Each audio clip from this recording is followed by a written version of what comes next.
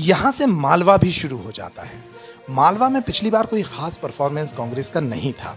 इस बार क्या पोजीशन देखते हैं, क्योंकि ये तो गढ़ माना जाता है भाजपा। वोटों की सरकार को नोटों के दम पर गिराया गया और जनता अब हिसाब किताब भारतीय जनता पार्टी से तय करेगी। भाजपा में जाने के बाद जमीन से सिंधिया जी का कोई वास्ता नहीं रहा, वो हवाई जहाज के मंत्री बन गए। जैसे जैसे चुनाव नजदीक आ रहे हैं, बयान थोड़ा तीखे हो रहे हैं।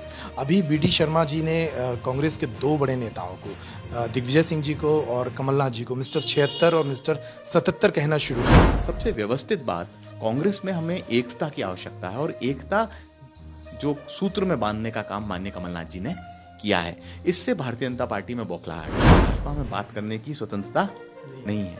दिल्ली का डंडा पड़ता है अगर बोल ले कोई तो, इसलिए सब चुप हैं। नहीं तो भाजपा के अंदर कांग्रेस से भी ज्यादा परिस्थितियां खराब हैं। शिवराज सिंह जी के अगर मन में कुछ करने की अभिलाषा होती तो फरवरी से ही पैसा डालना शुरू कर देते। आखिरी दिन आप हवाई जहाज में यात्रा कराओ और नकली गहने मुख्यमंत्री कन्यादान योजना में पकड़ाए जाएं।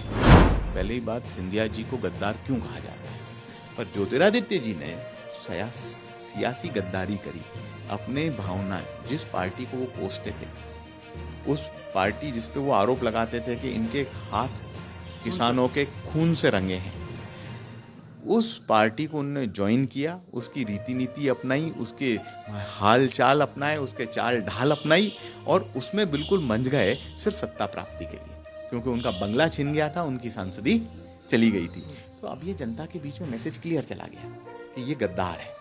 ये गद्दार इसलिए कह रहे हैं, इसलिए नहीं कह रहे हैं कि इन्होंने कांग्रेस छोड़ दी, गद्दार इसलिए कि उन्हें विचारधारा के साथ गद्दारी करी। जिया जी के ऊपर बिजली विभाग का केस बन गया, भांजा नौकरी के लिए दर दर तरस गया, बहन गैस की टंकी भी नहीं भरवा पा रही है, 18 साल बाद मायरा हो रहा है।